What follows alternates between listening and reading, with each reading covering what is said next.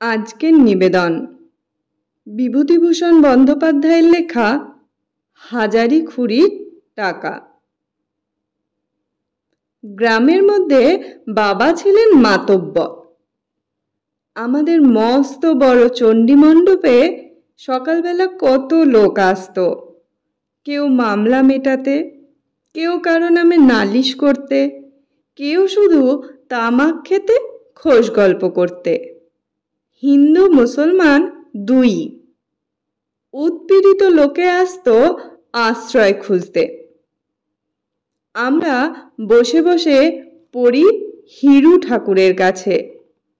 হিরু ঠাকুর আমাদের বাড়ি থাকে, খাই। পাগল মতো বামুন, বড্ড বকে, আর কেবল বলবে, ওনেরা একটু কুলচুর নিয়ে এসো তো বাড়ির মধ্যে থেকে। আমার মাস্তুতো ভাই বিধু বলতো, কুলচুর কোথায় পাবো পণ্ডিত মশাই, ঠাকমা বকে। হিরু ঠাকুর বলে, যখন কেউ থাকবে না ঘরে তখন নিয়ে আসবি। আমাদের গোমস্তা বদ্রীনাথ রায় কানে খাকের কলম গুজে চণ্ডীমণ্ডপের রোয়াকের পশ্চিম কোণে প্রজাপত্র নিয়ে বসে বাকি বকেয়া খাজনার হিসেব করত। সবাই বলতো বদ্রীনাথ কাকা লোক ভালো নয়, প্রজাদের উপর অত্যাচার অনাচার করে, দাখিলা দিতে চায় না। বাবা এ নিয়ে বদ্রীনাথ কাকাকে বকুনিও দিতেন মাঝে মাঝে, তবু ওর স্বভাব যায় না। বাবা কখনো প্রজাদের কিছু বলেন না। তার কাছে আসতেও প্রজারা ভয় পায়।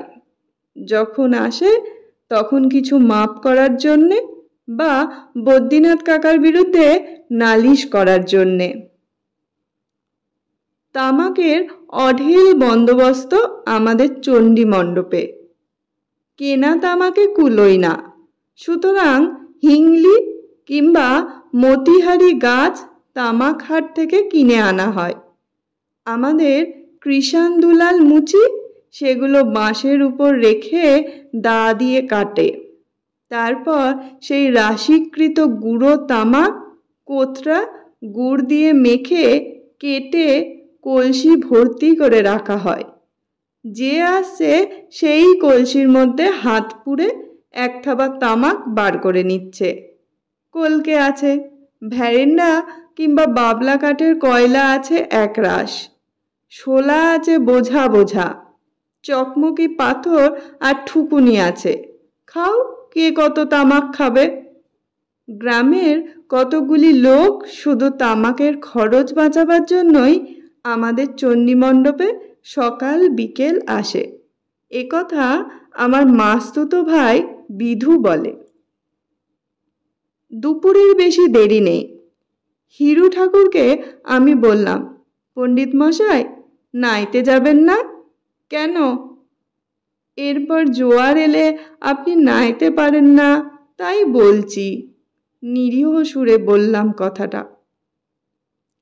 কখন জোয়ার আসে? এইবার আসবে। তুমি কি করে জানলে? আমি জানি, বিধু বলছিল। না, বসে নামতা পড়ো। কড়ি কষার আর যা মুখস্থ হয়েছে বিধুর, নিয়ে এসো, বলো শুনি। বিধু না বলতে পেরে হিরু ঠাকুরের বেঁটে হাতের চটাপট চর খায়। আমি হঠাৎ ধারাবাতের ওপরে ভয়ানক ঝুঁকে পড়ি। এমন সময়ে আমাদের হাজারিখুরি এসে বদ্রীনাথ কাকা সামনে দাঁড়ালো। হাজারিখুরি গোপাল ঘোষের পরিবার। ওর ছেলের নাম বলাই, আমার বয়সী, আমার সঙ্গে খেলা করে। গোপাল ঘোষ মারা গিয়েছে আজ বছর খানেক। ওদের সংসারে বড় কষ্ট। হাজারির এক পা খোড়া বলে গ্রামের সকলে তাকে হাজারিখুরি বলে ডাকে। সে এর ওর বাড়ি ঝিগিরি করে কোনো রকমে দিনপাত করে। বদ্রীনাথ কাকা বললে, কি? হাজারি বললে, টাকা। কি? টাকা এনেলাম। কিসের টাকা? এই টাকা। হাজারি লজ্জায় জড়সড় হয়ে গেল। বদ্রীনাথ কাকা বাবার দিকে চেয়ে বললেন, ও অম্বিক। বাবা ছিলেন চণ্ডীমণ্ডপের ওদিকে বসে, কেননা এদিকে ছেলেদের নামতা পড়ার গণ্ডগোল ও বিভিন্ন প্রজাপত্তরের কচকচি তার বরদাস্ত হতো না। তিনি ওদিকে বসে নিবিষ্ট মনে তামাক খেতে খেতে কী সব খাতার পাতা ওল্টাতেন। বদ্রীনাথ কাকা তাকে ডাক দিতেই তিনি খাতার পাতা থেকে মুখ তুলে বললেন, কি? গোপাল গয়লার পরিবার কি বলছে শোনো। আমি তো কিছু বুঝলাম না। টাকার কথা কি বলছে? যাও, বাবুর কাছে যাও। আমরা নতুন কিছু ঘটনার সন্ধান পেয়ে ধারাপাত থেকে মুখ তুলে কান খাড়া করে দু চোখ ঠিকরে সোজা হয়ে বসলাম। বাবা বললেন, কি হাজারি, কিসের টাকা বলছিলে? টাকা এনেলাম। কিসের টাকা? তোমার তো খাজনা করো না। গোপাল গয়লার ভিটের খাজনা মাপ ছিল। আগে সে টাকা নয়। কথা শেষ করেই হাজারি খুঁড়ি একখানা কালো কিষ্টি ময়লা ন্যাকড়ার পুটলি খুলে বাবার পায়ের কাছে ঢাললে।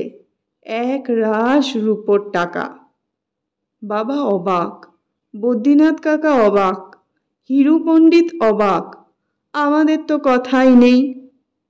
গরিব হাজারি খুঁড়ি একটি রাশ নগদ টাকা ঢালছে তার ছেঁড়া ন্যাকড়ার পুটুলি খুলে। বাবা বললেন, এ কিসের টাকা?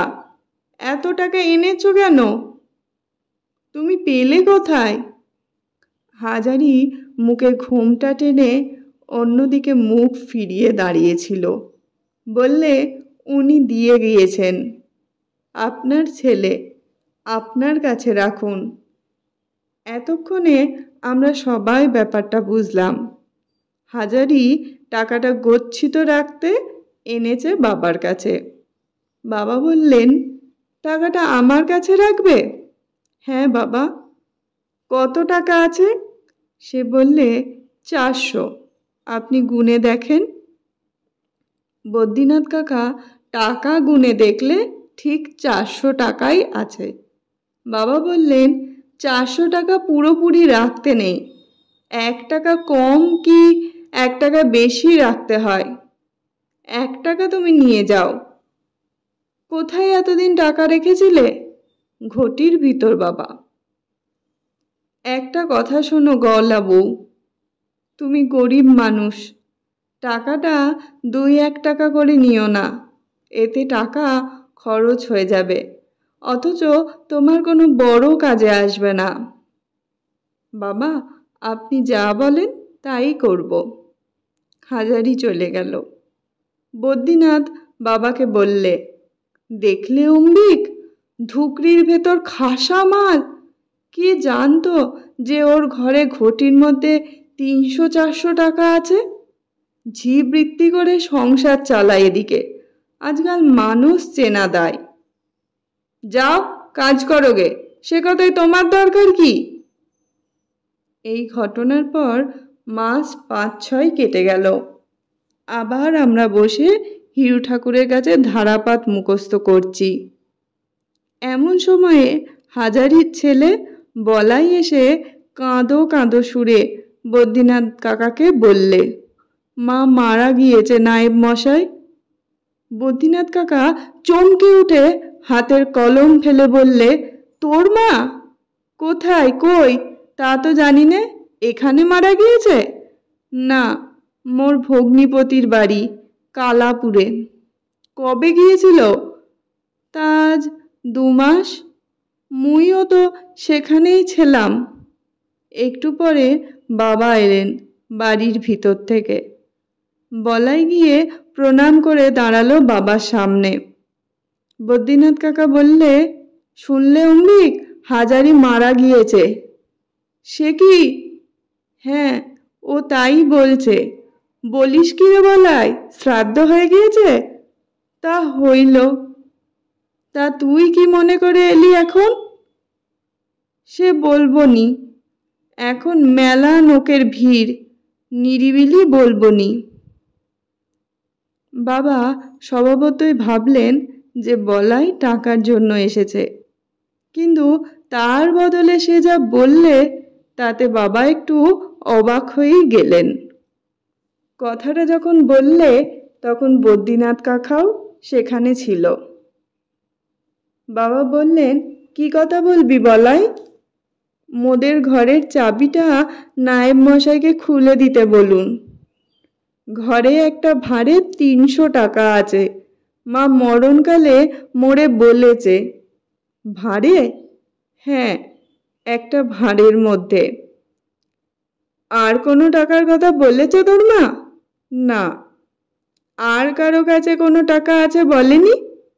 না, বলেছে ভাঁড়ে টাকা আছে। বেশ, তুই চাবি নিয়ে ঘর খুলে দেখগে। বদ্রীনাথ, ওর ঘরের চাবিটা দিয়ে দাও। দুপুরের পর বলাই চাবি হাতে আবার আমাদের বাড়ি এসে বললে, টাকা পেলাম না। বাবা বললেন, টাকা পেলি না? কোথায় গেল অতগুলো টাকা? ইঁদুরে বাঁদরে নিয়ে কোথায় ফেলেছে বাবা। তখন বললাম, অঘর ঘোষের বাড়ির দিকে বাঁশঝাড়টা কাটিয়ে দেন, ওই বাঁশঝাড় থেকে ইঁদুর বাঁদর আসে। বটে, তা মুই যাই? কোথায় যাবি? মুই কালোপুরে চলে যাই, ভগ্নিপতির বাড়ি গিয়েই থাকবো। এখানে একা ঘর থেকে কেডা রাঁধবে, কেডা বাড়বে? মা মরে গেল, দুটো রাধা ভাতের জন্যে কার দরে যাব? বুঝলাম। তোকে কোনো নগদ টাকা দিয়েছিল তোর মা? 1 টাকা দিয়ে গেছে, মোর কাছে আছে সে টাকা। মুই তেলে ভাজা খাবার কিনে খাই হাটে হাটে, 1 মুঠো টাকা। আচ্ছা, তুই একবার মাসখানেক পরে আসবি, দেখি তোর মায়ের টাকার যদি কোনো সন্ধান করতে পারি, বুঝলি? সে আর আপনি কোথায় সন্ধান করবেন? সে ইঁদুরে বাঁদরে নিয়ে গেছে, বাদ দেন। তাহলেও আসিস, বুঝলি? বলাই চলে গেলে বদ্রীনাথ কাকা বললে, আরে অম্বিক, তোমাকে একটা কথা বলি, ও টাকাটা তুমি ওকে আর দিও না। দেখছো ওর বুদ্ধি শুদ্ধি? অতগুলো টাকা নাকি ইঁদুরে নিয়ে গেছে। ওকে আজ টাকা দেবে, কাল ওর ভগ্নিপতি ওর হাত থেকে ভুলিয়ে টাকাগুলো নেবে। মাঝে পড়েন দেবাই ন ধর্মায়। ছেলে মানুষের হাতে অতগুলো টাকা দিতে আছে? বিশেষ করে ওর মা মরণকালে যখন বলে যায়নি, তখন তোমার টাকার কথা কবুল করবারই বা দরকার কি? কেউ যদি এরপরে বলে, তখন বললেই হবে, ওর মা জামাই বাড়ি যাবার সময় গচ্ছিত টাকা আমার কাছে থেকে তুলে নিয়ে গিয়েছিল, খাতায় তুলিনি ও টাকা। মুখে মুখে টাকা রাখা, কে সাক্ষী আছে টাকার? বাবা বললেন, বদ্রীনাথ, সাক্ষী নেই বলছো? তখন চণ্ডী মণ্ডপে কত লোক ছিল জানো তো? তারা জানে না কিসের টাকা। তুমি মহাজনী করো, তোমার দেনার টাকাও তো হতে পারে। খাতায় দেনার কথা প্রমাণ করতে পারবে? তা হাত চিঠি একখানা তৈরি করে ফেলি আজই, 2 বছর আগের তারিখ দিই। পাগল, টিপসই কে দেবে? মরা লোকে টিপসই বুঝে নিচ্ছে কে? কোর্টে তার টিপসই রুজু করাচ্ছে কে? আমার টিপসই যে হাজারির নয়, তাই বা প্রমাণ হচ্ছে কিসে থেকে? বদ্রীনাথ কাকা ধরিবাজ ঘুঘু লোক, ওর পেটে বহু অন্যায় ফন্দি সর্বদাই বিরাজ করছে। নদীর জলে তেচোকো মাছের ঝাঁকের মতো। বাবা হেসে বললেন, তা হয় না বদ্রীনাথ, এ কোর্টে নাই গরিব বেচারা হারল, কিন্তু উঁচু কোর্টে যে আমি হেরে যাব। উঁচু কোর্ট করছে কে? সে কোর্ট নয়। বাবা আকাশের দিকে আঙুল তুলে দেখালেন। বদ্রীনাথ কাকা আর কোনো কথা বললে না। মাস 2 পরে বলাই এসে হাজির হলো একদিন। বাবা বললেন, ভালো আছিস বলাই? আপনার শ্রীচরণ আশীর্বাদে। তোর টাকার সন্ধান পেয়েছি। পেয়েছেন? পেয়েছি। একটা কাজ করতে হবে তোকে। তোদের সেখানে তোদের স্বজাতির মধ্যে কোনো মাতব্বর কেউ আছে? আছে, তেনার নাম সতীশ ঘোষ। আচ্ছা, সেই সতীশ ঘোষকে সঙ্গে নিয়ে আমার এখানে তুই সামনের বুধবারে আসবি। টাকা সম্বন্ধে তার সঙ্গে পরামর্শ করব। সেই বুধবারে বলাই আবার এলো, সঙ্গে একজন আধবুড়ো লোক। গলায় ময়লা চাদর, পায়ে চটি জুতো, হাঁটু পর্যন্ত ধুলো পায়ে, সামনের দাঁত দুটো একটু উঁচু ওর। বাবা তখন পাড়ায় কোথায় বেরিয়েছেন। আমি আর আমার মাস্তুতো ভাই বিধু গাছের কচি ডাব পাড়াচ্ছি। বলাই বললে, এই সতীশ ঘোষকে এনেছি। তোমার বাবা কনে? সতীশ ঘোষ বললে, প্রাত্যপে নাম। আমাকে আপনার বাবা ডেকেছেন কেন জানেন কিছু? আমি তো তাকে চিনি নে, কখনো দেখিনি। ব্রাহ্মণ দেবতা, ডেকেছেন তাই এলাম। আমি তো কিছু জানি নে। বাবা আসুন। আপনি তামাক খাবেন? হ্যাঁ বাবা, খাই। তামাকটিকে কোথায়? আমি সেজে নিচ্ছি। আমি ঠাকুরমাকে গিয়ে বলতেই তিনি বললেন, তোমার বাবা বাড়ি নেই। ভিন গাঁ থেকে লোক এলে যত্ন করতে হয়। তাকে গিয়ে জিজ্ঞেস করো, এখন কি তাকে জলপান পাঠিয়ে দেওয়া হবে? আমার প্রশ্নের উত্তরে সতীশ ঘোষ বললে জিভ কেটে, সে কি কথা? ব্রাহ্মণ দেবতা, তার বাড়ি এসে আমি আগে তাদের পায়ের ধুলো না নিয়ে জল খাবো? কেমন কথা? মা ঠাকরুন কই? আমি তাকে ঠাকুমার কাছে নিয়ে গেলাম। সতীশ গড় হয়ে ঠাকুমাকে প্রণাম করে জোর হাতে বললে, আমার উপর কি হুকুম হয়েছে আপনার? আমি তো আপনাদের চিনি নে, তবে মনে ভাবলাম ব্রাহ্মণ দেবতা যখন হুকুম করেছেন। মিনিট 15 মধ্যে দেখি সতীশ ঘোষ আমাদের ভেতর বাড়ির রোয়াকে বসে কাঠা খানেক চিড়ে মুরগি আর আধখানা ঝুনো নারকেল ধ্বংস করছে। ঠাকুরমাকে একটু মিষ্টি কথা বললে আর রক্ষা নেই। কত প্রজা যে বিপদে পড়ে এসে ঠাকুরমার মনস্তুষ্টি করে শক্ত শক্ত বিপদ পার হয়ে গিয়েছে তার ঠিক নেই। ঠাকুরমার মন অতি সহজেই মিষ্টি কথায় গলে। এদিকে বাবা অত্যন্ত মাতৃভক্ত। ঠাকুরমা যা বলবেন তাই বেদবাক্য বাবার কাছে। ঠাকুরমা কেবল ভুলবেন না আমাদের কথাই। হাজার মিষ্টি কথা বলে নিয়ে এসো দেখি, একটু তেঁতুল ছড়া, কি একটু কাসুন্দি, কি এক থাবা কুলচুর। আসল কাজে ঠিক আছে ঠাকুরমা। তার বেলা এই নগ্নে ভাড়ার ঘরে তাকের দিকে ঘন ঘন আনাগোনা করা হচ্ছে কেন? খবরদার, ভাড়ার ঘরে চৌকাঠে পা দেবে না বলে দিচ্ছি। একটু পরে বাবা এলেন।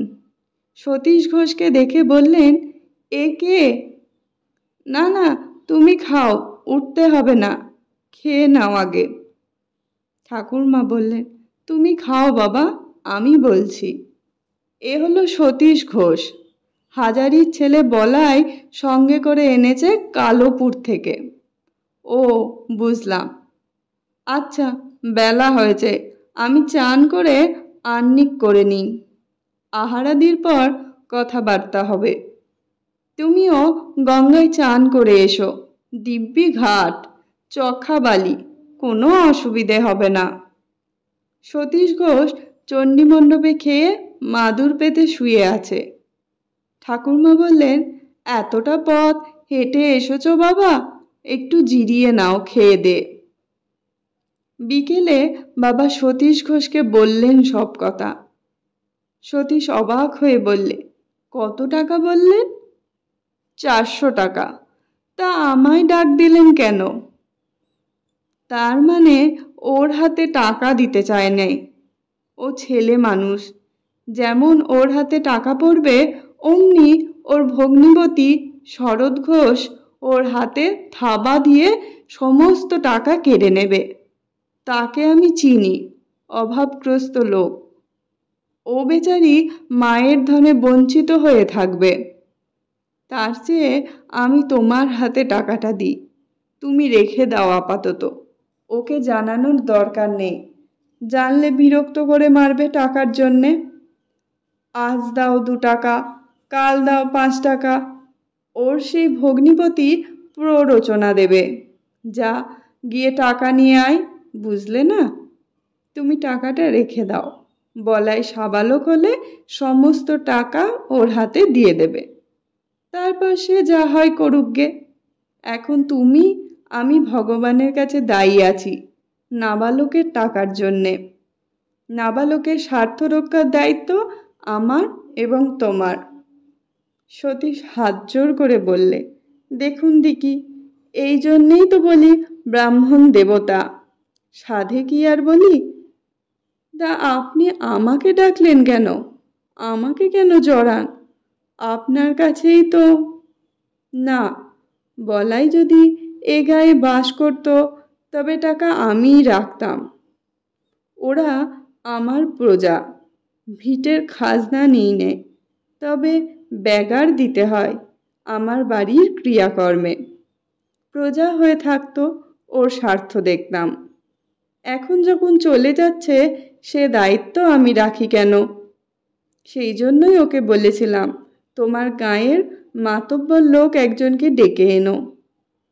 কেন, কি বৃত্তান্ত তার বলিনি। টাকা অতি খারাপ জিনিস সতীশ, তুমিও তো বিষয়ী লোক, আমার কথা তুমি বুঝতে পারবে। টাকাটা আমি এনে দিই, তুমি নিয়ে যাও। আচ্ছা দেবতা, একটা কথা, আপনার যখন হুকুম তখন নিয়ে আমি যাব, তবে মোড়ল মাতব্বর আমি কিছুই নই, আপনাদের শ্রীচরণে চাকর, এই মাত্র কথা। মোড়ল মাতব্বর আমি নই, কিন্তু একটা কথা। কি?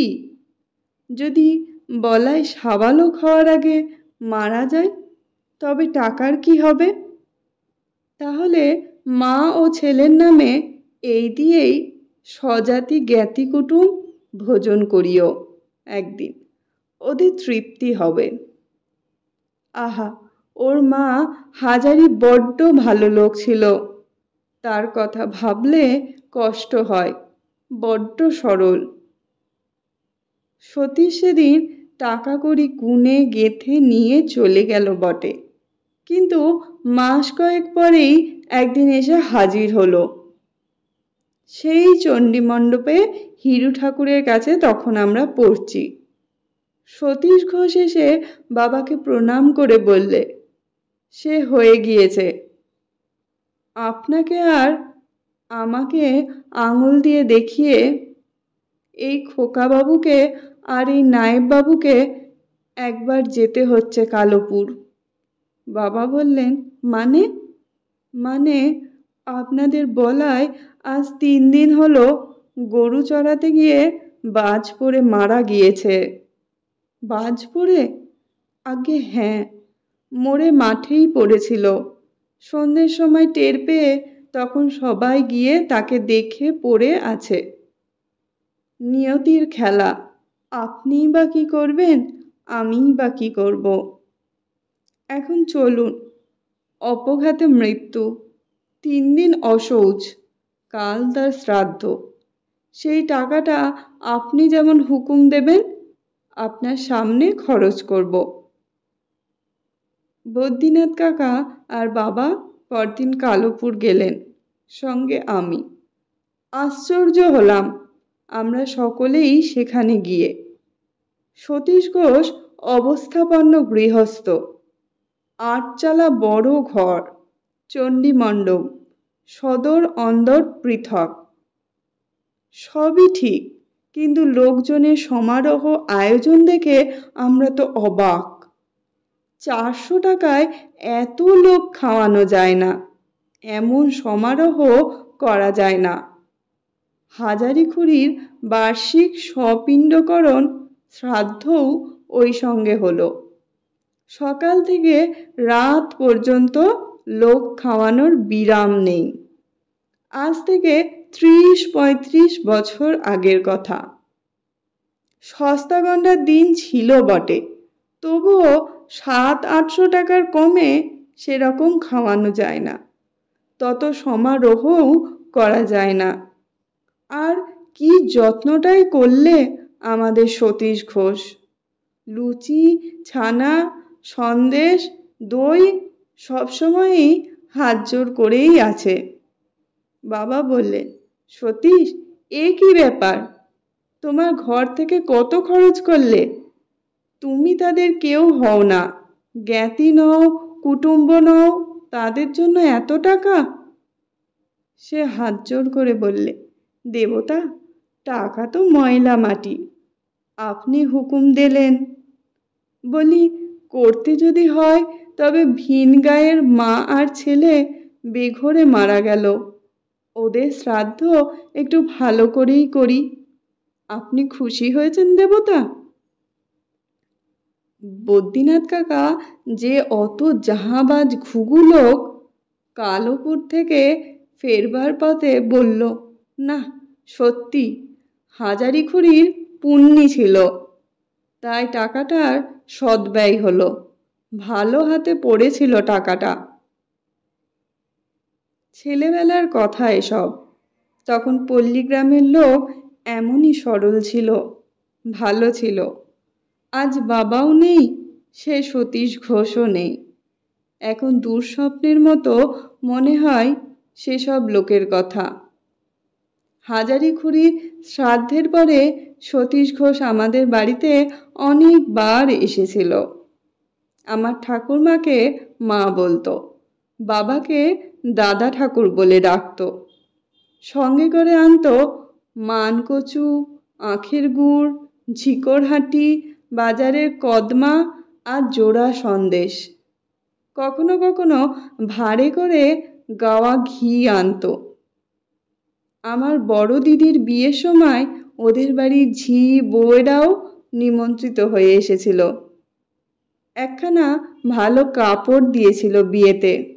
বাবা মারা যাওয়ার পরে আমরা দেশ ছেড়ে বিদেশে যাই।